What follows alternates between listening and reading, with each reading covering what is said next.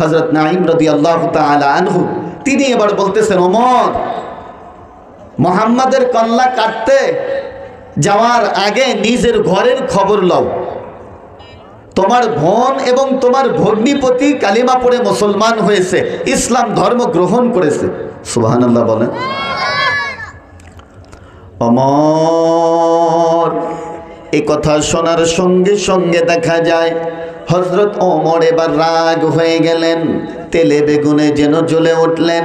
নবীর উম্মতেরা গো, এক পর্যায়ে দেখা যায় হযরত ওমর ফারুক রাদিয়াল্লাহু তাআলা আনহু এবার বোনের বাড়িতে এবার চলে গেলেন। বোনের বাড়িতে যেই মাত্র ওমরের আওয়াজ পেয়েছে, আল্লাহর নবীর একজন সাহাবী তিনি এবার কোরআনে কারীম ওমরের বোনকে এবং ভগ্নিপতিকে শিক্ষা দিচ্ছিলেন। এমন সময় দেখা যায় যখন হযরত ওমরের আওয়াজ পেয়েছে, আওয়াজ পাওয়ার সঙ্গে সঙ্গে ওমরের বোন, ওমরের ভগ্নিপতি এবার কাগজে লেখা, ওই যে লেখা সেই কোরআনে কারীমের আয়াতগুলো এবার তারা সামলিয়ে নিলেন, লুকিয়ে নিলেন।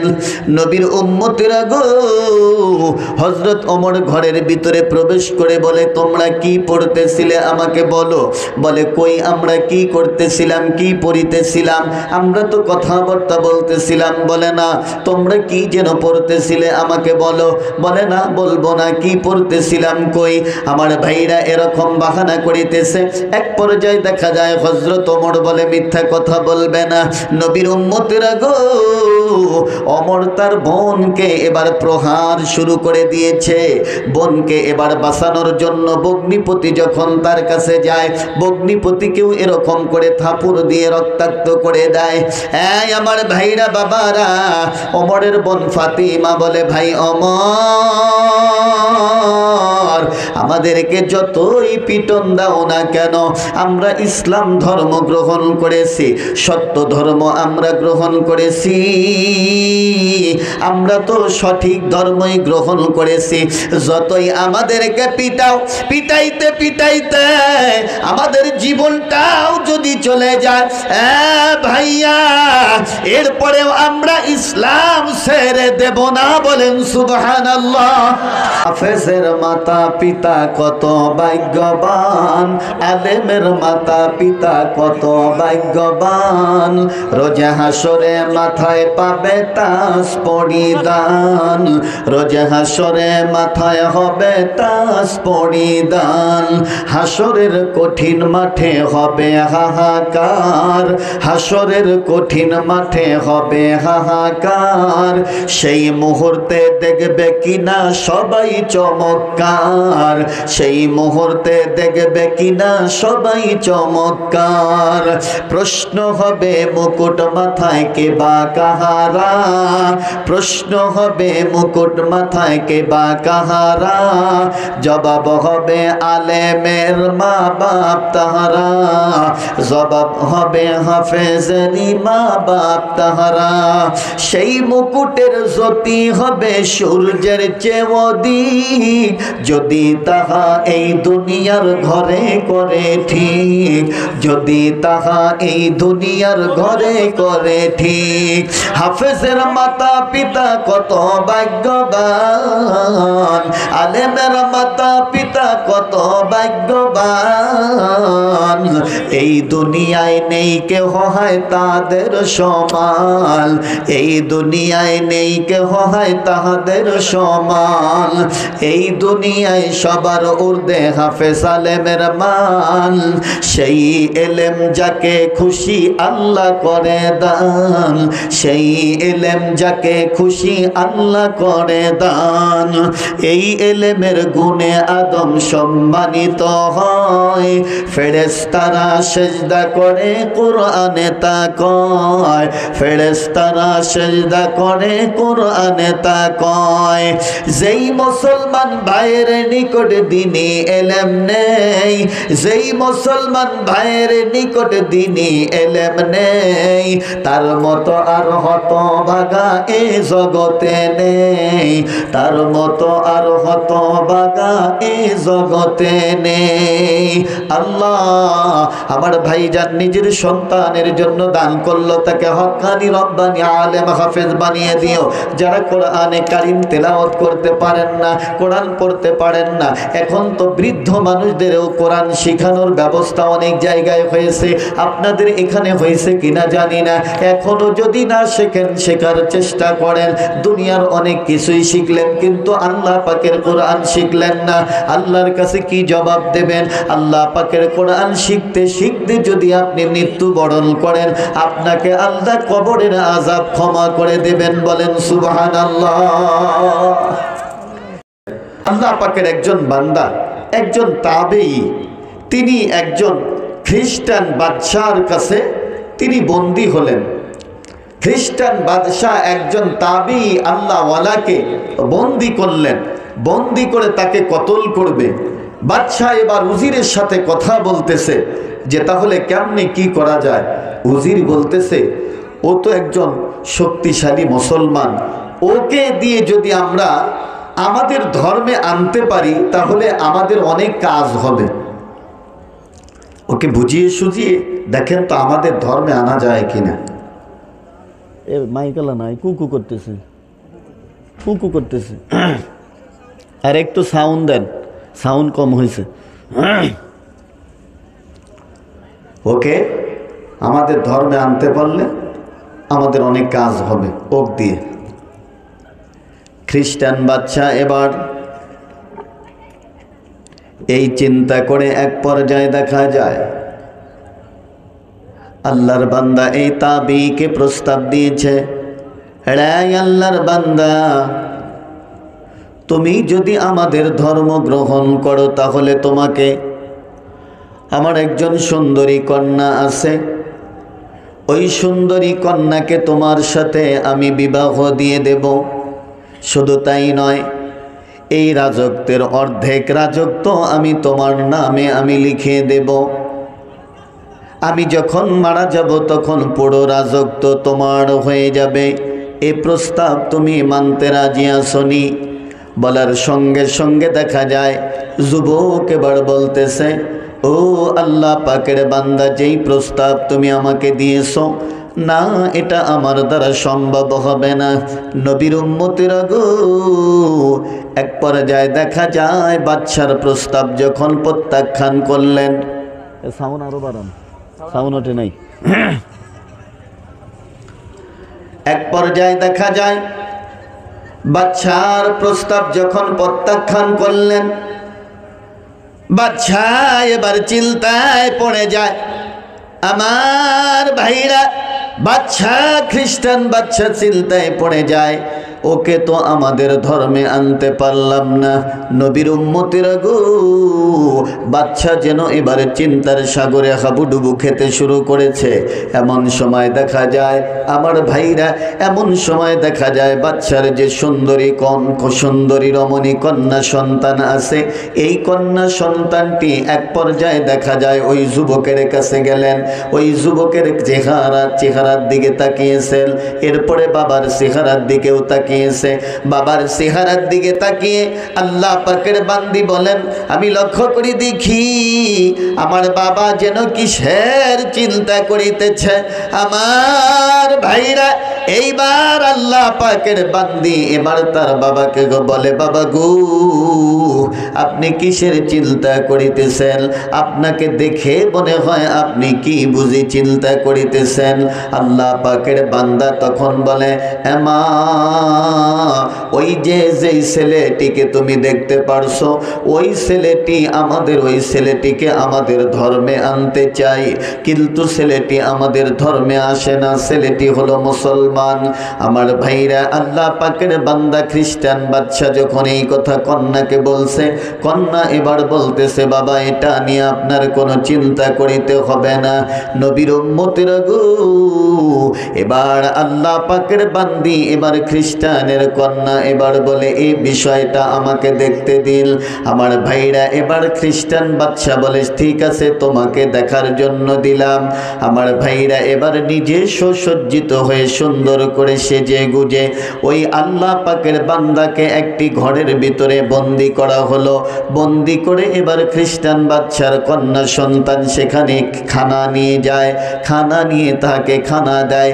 একদিন দুদিন এরকম করে দিতে দিতে এক পর্যায়ে দেখা যায় 40টি দিন অতিবাহিত হয়ে যায়।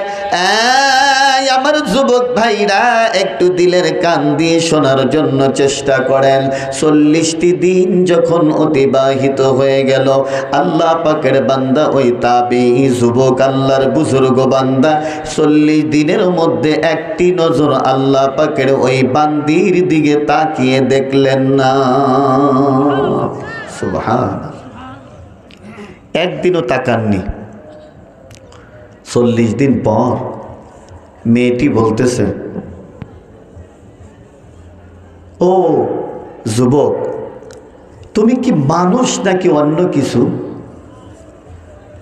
40 দিন আমি তোমার খেদমতে থাকলাম, একটি দিনও তুমি আমার দিকে তাকালে না। তুমি মানুষ না অন্য কিছু? তুমি কি জানো আমি কত সুন্দরী রমণী? এলাকার যুবকেরা, কত রাজা বাদশার ছেলেরা আমাকে বিয়ে করার জন্য তারা পাগল। আমি এত সুন্দরী রমণী, আর তুমি আমার দিকে এক নজর 40 দিনের মধ্যেও তাকালে না। যুবক তখন বলতেছেন, আমার আল্লাহ তোমার দিকে তাকান নিষেধ করেছে। সুবহানাল্লাহ বলেন। বিসমিল্লাহির রহমানির রহিম।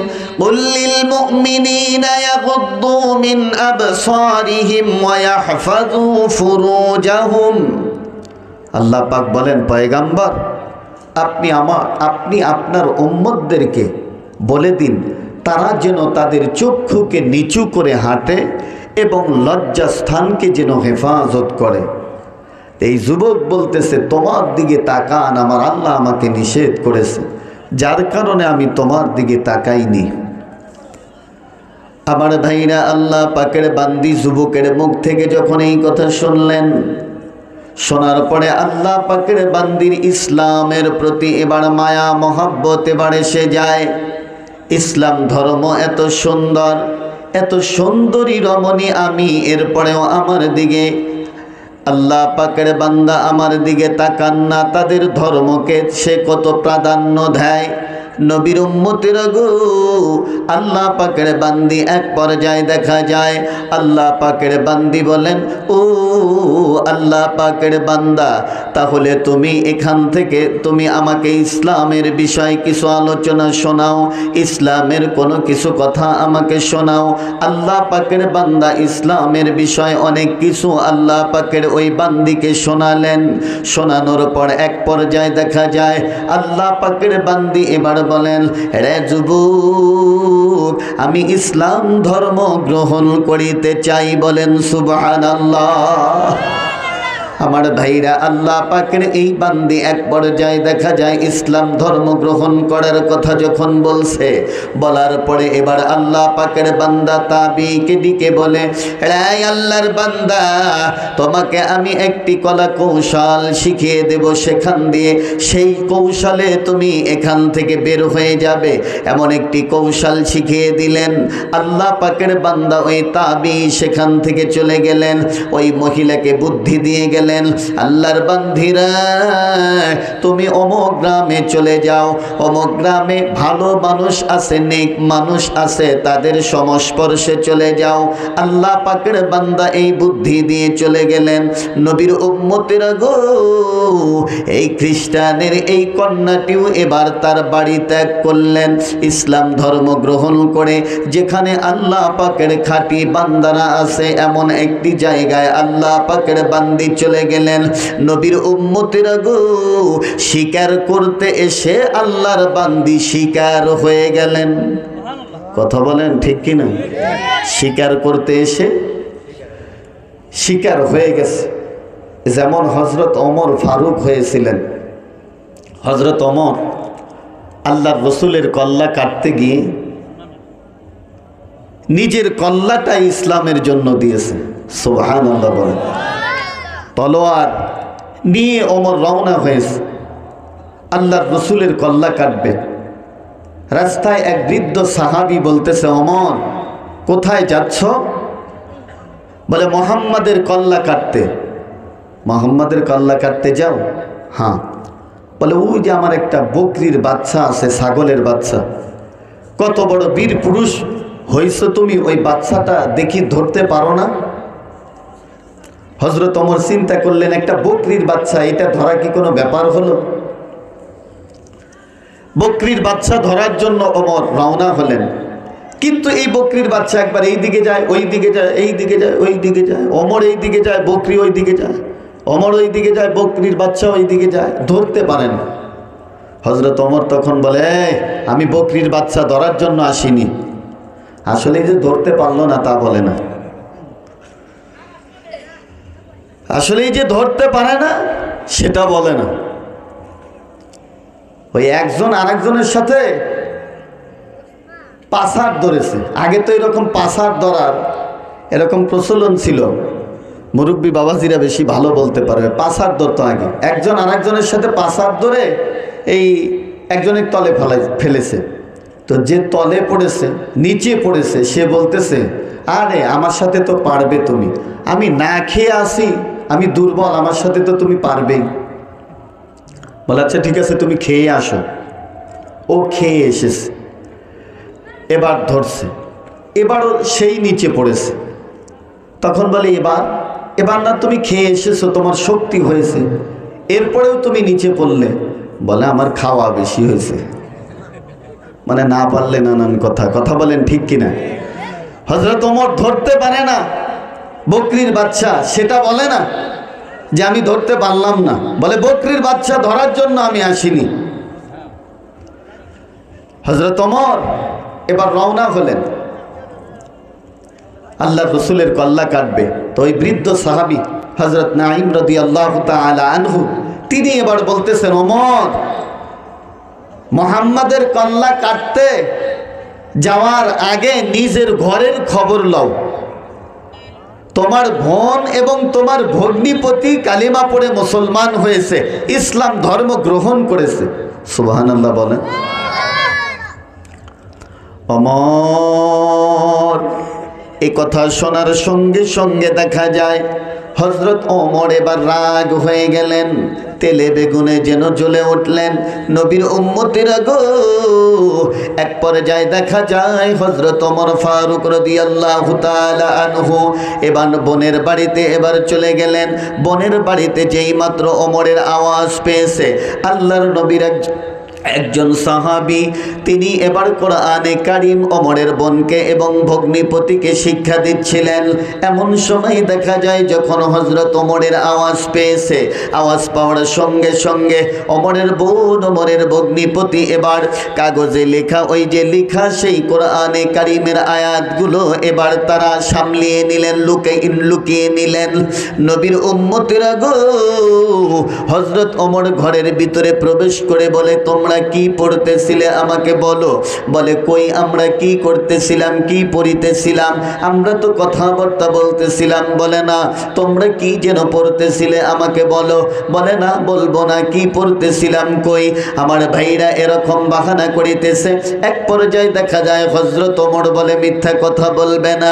নবীর উম্মতেরা গো, ওমর তার বোনকে এবার প্রহার শুরু করে দিয়েছে। বোনকে এবার বাঁচানোর জন্য ভগ্নিপতি যখন তার কাছে যায়, ভগ্নিপতিকেও এরকম করে থাপুড় দিয়ে রক্তাক্ত করে দেয়। এই আমার ভাইরা, বাবারা, ওমরের বোন ফাতিমা বলে, ভাই ওমর, পর আমাদেরকে যতই পিটন দাও না কেন, আমরা ইসলাম ধর্ম গ্রহণ করেছি, সত্য ধর্ম আমরা গ্রহণ করেছি, আমরা তো সঠিক ধর্মই গ্রহণ করেছি। যতই আমাদেরকে পিটাও, পিটাইতে পিটাইতে আমাদের জীবনটাও যদি চলে যায়, ভাইয়া এরপরেও আমরা ইসলাম ছেড়ে দেব না। বলেন সুবহানাল্লাহ। আমার ভাইরা বাবারা, হযরত ওমর ফারুক রাদিয়াল্লাহু তাআলা আনহুকে যখন এরকম বলতেছে, ওমরের মনটা একটু নরম হয়ে যায়। বোন, কি পড়তেছিলে তোমরা, আমাকে একটু দেখাও। আমার ভাইরা, মনটা তো নরম হয়ে গেছে, ভাষায় তো বোঝা যায়, কথা শুনলেই তো বোঝা যায়। ওমরের বোন ফাতিমা বলে, ভাই তুমি তো মুশরিক, তুমি কাফের, তুমি তো নাপাক। আমরা যেটা পড়তেছিলাম আল্লাহ পাকের শাহী কালাম, এটা নাপাক অবস্থায় ধরা যায় না। ভাই যাও, তুমি গোসল করে পবিত্রতা অর্জন করে আসো।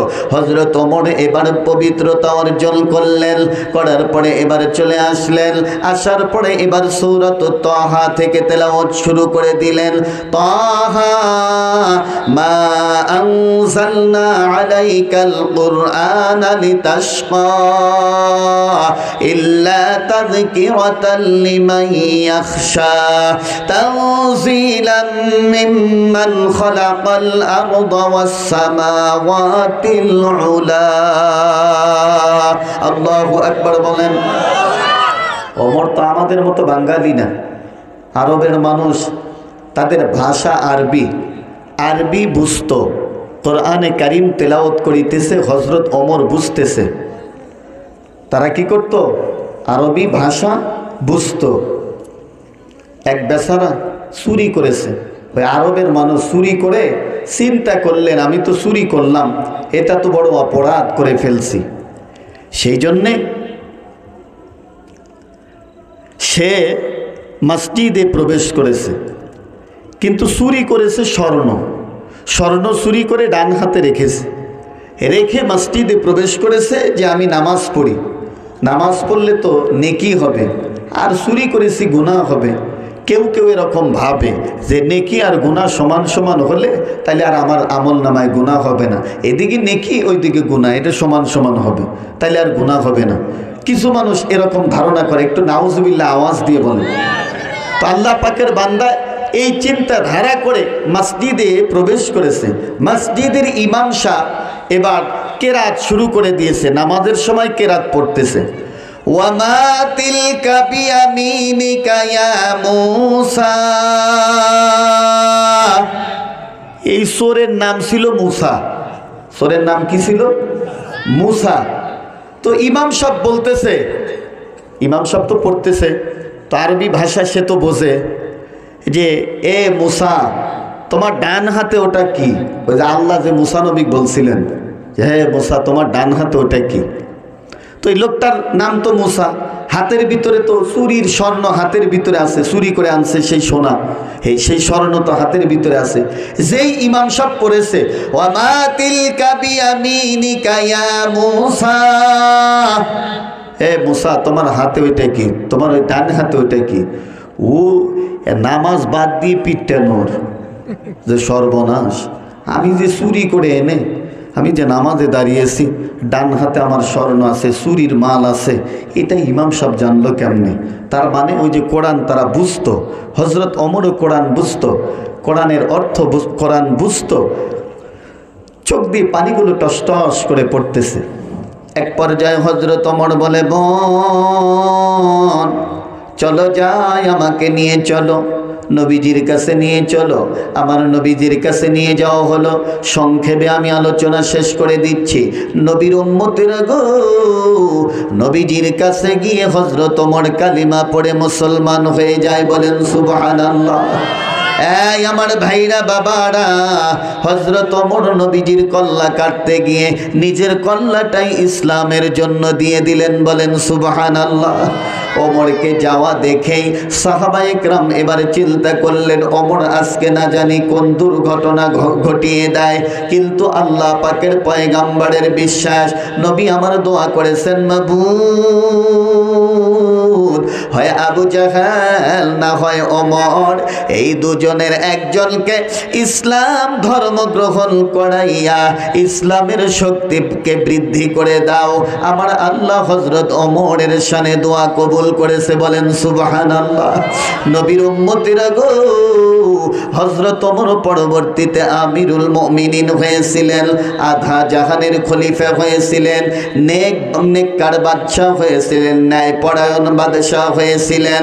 এই আমার ভাইরা বাবারা, ওমর কত ন্যায়পরায়ণ বাদশা ছিলেন। আমার ভাইরা, আমি যেই আয়াতে কারিমা তেলাওয়াত করেছি, আল্লাহ পাক বলেন ওয়ামাল্লাম ইয়াহকুম বিমা আনজালাল্লাহু ফাউলাইকা হুমুল কাফিরুন। যারা আল্লাহ পাকের বিধান অনুযায়ী বিচার করে না তারা হচ্ছে কাফের। নাউজুবিল্লাহ বলেন। وَمَنْ لَمْ يَحْكُمْ بِمَا أَنزَلَ اللَّهُ فَأُولَئِكَ هُمُ الظَّالِمُونَ। আল্লাহ পাকের বিধান অনুযায়ী, কোরআন অনুযায়ী যারা বিচার করে না তারা হচ্ছে জালেম। তারা কি? وَمَنْ لَمْ يَحْكُمْ بِمَا أَنزَلَ اللَّهُ فَأُولَئِكَ هُمُ الْفَاسِقُونَ। আল্লাহ পাকের বিধান অনুযায়ী যারা বিচার ফয়সালা করে না তারা হচ্ছে ফাসিক, তারা কাফের, জালেম, ফাসিক। কার কথা? জোরে বলেন, কার কথা? আমার ভাইরা, হযরত ওমর কেমন বাদশাহ ছিলেন? ন্যায় পরায়ণ বাদশাহ ছিলেন। আল ইমামুল আদিল। সম্মানিত হাজিরিন, 7 কিসিমের মানুষকে আল্লাহ পাক তার আরশের নিচে ছায়া দান করবেন। একটু সুবহানাল্লাহ বলেন। এর মধ্যে 1 নম্বর আল ইমামুল আদিল, যারা ইনসাফগার শাসক হবে, যারা ন্যায় বিচার করবে, এই সমস্ত বাদশাহ আল্লাহ পাকের আরশের নিচে ছায়া পাবে। হযরত ওমর এই ধরনের একজন বাদশাহ ছিলেন। কথা বলেন ঠিক কিনা? আমিরুল মুমিনিন হযরত ওমর ফারুক রাদিয়াল্লাহু তাআলা আনহু এক সময় যখন মদ হারাম হলো, আল্লাহ পাকের পয়গাম্বর বলে দিলেন আনহাকুম আনিদ দুব্বাই ওয়াল হানতামি ওয়ান নাকিরি ওয়াল মুজাফফাতি। দুব্বা, হানতাম, নাকির, মুজাফফাত, এই 4 ধরনের পাত্রতে তারা মদ তৈরি করত।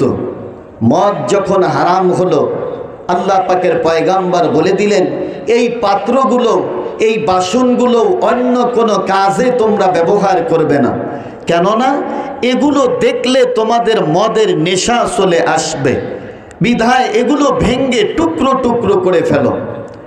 হযরত ওমরের জামানায় আইনটি আরো করা হলো। হযরত ওমর বললেন, শোনো, যে ব্যক্তি মদ পান করে ধরা পড়বে তাকে 80টি বেত্রাঘাত করা হবে। কয়টি বেত্রাঘাত? মদিনার মুনাফিকরা এবার হযরত ওমরের সমালোচনা করে, ওমর আল্লাহর রাসূলের চেয়ে কি বড় হয়েছে নাকি? ওমর কি এই আইন বাস্তবায়ন করিতে পারবে? তারা বলতেছে, আচ্ছা আপনাদের ধারণা কি এই আইন হযরত ওমর বাস্তবায়ন করতে পারবে না? কথা বলেন। ওমর তো সেই মানুষ যে মানুষের দেখে শয়তান পর্যন্ত ভয় পেত। একটু মারহাবা বলেন। इब्नी अशर फतनाए शैतान से महफूज है, इब्नी अशर फतनाए शैतान से महफूज है उमर के सामने, है उमर के सामने मलऊम आका कोठीन काना यफिरु मिन जिल्लु शैतान या उमर।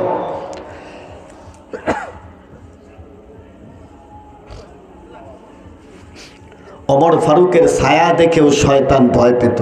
একটু মারহাবা বলেন। এই ওমর এই আইন বাস্তবায়ন করতে পারবে না। কিন্তু মদিনার মুনাফিকরা বলে ওমর এই আইন বাস্তবায়ন করতে পারবে না। একদিনের ঘটনা, হযরত ওমরের এক সন্তান মদ পান করলেন। নিজের সন্তান যখন মদ্যপান করেছে, খবরটি যখন হযরত ওমরের কাছে চলে যায়, নবীর উম্মতেরা গো, আমিরুল মুমিনিন হযরত ওমর ফারুক রাদিয়াল্লাহু তাআলা আনহু এবার ঘোষণা করে দিলেন, এরা নবীর সাহাবীরা, আগামী কালকে অমুক সময় আমার সন্তানের বিচার হবে। ওমর যখন সাক্ষী প্রমাণ নিয়ে যখন পেলেন যে হ্যাঁ আমার সন্তান মদ পান করেছে, ঘোষণা করে দিলেন অমুক দিন অমুক সময় আমার সন্তানের বিচার হবে। নবীর উম্মতেরা গো, এইবার দেখা যায় মদিনার মুনাফিক যারা হযরত ওমরের সমালোচনা করেছে, তারা এবারে চিন্তা করে আসলেই কি হযরত ওমর কি ন্যায় বিচার করতে পারবে, এই আইন কি বাস্তবায়ন করিতে পারবে? আমরা বিচার দেখার জন্য যাব। নবীর উম্মতেরা গো, নবীর অনেক সাহাবী সেই বিচার দেখার জন্য হাজির হলেন। আমার ভাইরা বাবারা, হযরত ওমর যেই সময় দিয়েছে যে অমুক সময় আমার সন্তানের বিচার হবে, তোমরা সবাই হাজির থাকবে, নবীর সাহাবীরা এবার হাজির হয়ে গেলেন। এমন সময় দেখা যায় হযরত ওমর ফারুক রাদিয়াল্লাহু তাআলা আনহু চিন্তা করলেন, আজকে যদি আমি জল্লাদদেরকে বলি আমার সন্তানকে তোমরা বেত্রাঘাত করো, তাহলে বুঝি তারা আমার সন্তান হিসেবে বেত্রাঘাত করলে আস্তে আস্তে বেত্রাঘাত করবে। যদি আস্তে আস্তে বেত্রাঘাত করে তাহলে বিচারের হক আদায় হবে না। বিচারের হক আদায় না হলে আল্লাহর আদালতে আমি ওমর আসামি হয়ে যাব। নবীর উম্মতেরা গো, হযরত ওমর এই চিন্তা করিতেছে। ওই দিকে জল্লাদরা চিন্তা করে যদি ওমরের সন্তানকে আমরা বেত্রাঘাত করি তাহলে বুঝি আমিরুল মুমিনিন বুঝি রাগ হয়ে যাবে, অত জোরে বেত্রাঘাত আমরা করিতে পারিব না। আমরা আস্তে আস্তে আস্তে আস্তে আমাদেরকে বেত্রাঘাত করতে হবে। যেহেতু আমিরুল মুমিনিন সামনেই থাকবে, তার সামনে আমরা কেমনে তার সন্তানকে জোরে জোরে বেত্রাঘাত করিব। নবীর উম্মতেরা গো, তাদের চিন্তা একরকম, কিন্তু আমিরুল মুমিনিন হযরত ওমরের চিন্তা অন্যরকম। নিজের সন্তানের বিচার করার জন্য হযরত ওমর নিজেই এবার হাতের ভিতরে নিলেন। নবীর উম্মতেরা, ব্যাত হাতের ভিতরে নেওয়ার পরে এবার সন্তানকে যখন বেত্রাঘাত করিতে শুরু করেছে, 1 2 3 4 5 এমনি করে কয়েকটি বেত্রাঘাত যখন শুরু করে দিয়েছে, নবীর উম্মতেরা গো, বেতের আওয়াজ সপান সপান আওয়াজ শুরু হয়ে গেছে। হযরত ওমরের সন্তান চোখের পানি গুলো গড় গড় করে ছেড়ে দিয়ে কান্দে, বাবা সইতে পারি না, সহ্য করিতে পারছি না, আপনার বেত্রাঘাত আমাকে ক্ষমা করে দিন। নবীর উম্মতেরা গো, নবীর সকল সাহাবীর চোখের ভিতরে পানি এসে গেছে। ওমর কেমনে সন্তান নিজের সন্তানকে বেত্রাঘাত করে, কিন্তু কোন সাহাবী হযরত ওমরের সামনে কথা বলতে পারে না। সবার মাথাটা যেন নিচু হয়ে গেছে, সবার চোখের ভিতরে পানি। এক পর্যায়ে দেখা যায় ওমরের সন্তান জমিনের ভিতরে পড়ে যায়। আমার ভাইরা বাবারা, জমিনটা রক্তে লাল লাল হয়ে যায়। আমার ভাইরা বাবারা, তাহলে এখন আপনারা হয়তো বলতে পারেন ওমরের বুঝি সন্তানের প্রতি মায়া মহব্বত ছিল না, এমনটি কিন্তু নয়। নবীর উম্মতেরা গো, এমন কোন বাবা নেই যেই বাবার সন্তানের প্রতি মায়া নেই, মহব্বত নেই। হযরত ওমরের ওই মায়া মহব্বত কিন্তু কম না। এরপরে হযরত ওমর কেন সন্তানকে সপান সপান করে চাবুকের আঘাত করে রক্তাক্ত করে দিচ্ছেন? হযরত ওমরের সন্তান চাবুকের আঘাত খেয়ে এক পর্যায়ে দেখা যায় জমিনের ভিতরে শুয়ে পড়লেন। এক সময় দেখা যায় আবু শামা এই সন্তানটির নাম কোনো কথা বলতে পারে না। আমার ভাইরা এখন পর্যন্ত 80টি চাবুকের আঘাত বেত্রাঘাত এখনো হয়নি, কিন্তু হযরত ওমর নিকটে গিয়ে দেখে তার জানটা বের হয়ে গেছে, মৃত্যুবরণ করেছে ইহু জগতে, আর তার সন্তান নেই। সন্তানকে এবার দাপন করা হলো। এই আমার ভাইরা বাবারা, সন্তানকে দাপন করিয়া হযরত ওমর বাকি বেত্রাঘাত যেগুলো ছিল সেগুলো ওই কবরের উপরে বাকি বেত্রাঘাতগুলো পুরো করলেন। আমার ভাইরা বাকি বেত্রাঘাত হযরত ওমর পুরো করার পরে এইবার হযরত ওমর ফারুক রাদিয়াল্লাহু তাআলা আনহু ব্যাগটা এবার দূরে ফেলে দিলেন। দূরে ফেলে দিয়ে আল্লাহ পাকের শুকরিয়া আদায় করলেন। বলেন সুবহানাল্লাহ। আহা, আল ইমামুল আদিল, ইনসাফগার শাসক ছিলেন হযরত ওমর, ন্যায় পরায়ণ বাদশাহ ছিলেন হযরত ওমর। এমন বাদশাহ আমাদের বর্তমানে প্রয়োজন। কথা বলেন ঠিক কিনা? আল্লাহ পাক এ ধরনের একজন শাসককে আল্লাহ পাক আমাদের বাংলার জমিনের জন্য কবুল করেন। সবাই বলেন আমিন।